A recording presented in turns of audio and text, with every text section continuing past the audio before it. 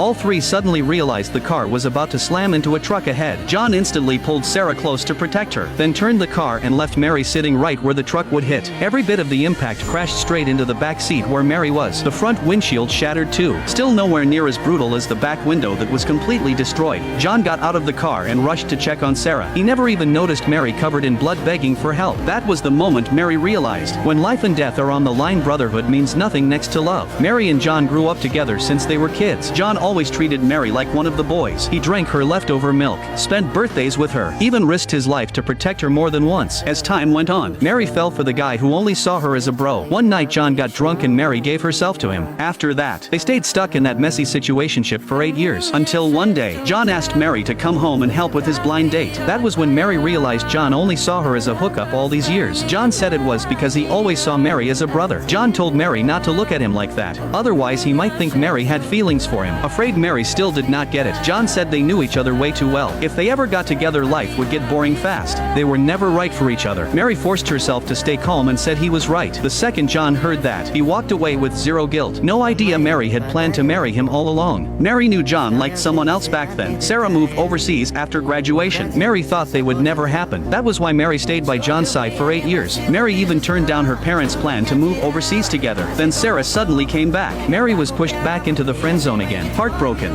Mary finally agreed to move overseas with her parents. Still, they had known each other since childhood. Mary wanted to help John and Sarah get together before she left. The next day Mary still showed up at John's house for the blind date. Sarah wanted to test what was really going on between them. She asked what kind of relationship they had. John's mom said they were childhood friends. She even joked that she almost set John and Mary up since they were kids. The second John heard that, he said he would date anyone except Mary. Mary fired right back that she would never date John either. That was enough to put Sarah at ease. John's dad wanted to kill the awkward mood. He told everyone to head to the hotel for dinner. The second everyone left, John wrapped an arm around Mary and said she did a good job back there. John said Mary even learned how to cover for him. What John did not know, Mary's heart was too broken to ever be with him now. Then on the way to the hotel, John kept staring at Sarah and ended up crashing the car. Mary was left covered in blood. John still gave the first ambulance to Sarah. That was when Mary realized 20 years together still meant less than one look from Sarah. A few seconds later Mary blacked out from blood loss. Luckily the second ambulance showed up in time. Mary woke up safely in the hospital. Mary's mom asked why Mary got hurt the worst when all three were in the same car. Mary never told her that John turned the car to protect Sarah. Mary only asked when their immigration papers would be ready. Her mom told her not to worry because it would be done in half a month. Mary had no idea how John would react after she was gone. At that point it no longer mattered. 13 days later Mary finally left the hospital. Their parents had been friends for years. The crash was also caused by John. So John's parents invited Mary over to apologize. They found out Mary's family was moving overseas in 2 days. They asked if she would ever come back. Mary said once she left this time she was never coming back. John heard that and asked who was leaving forever. To make sure she could leave quietly, Mary lied and said John heard wrong.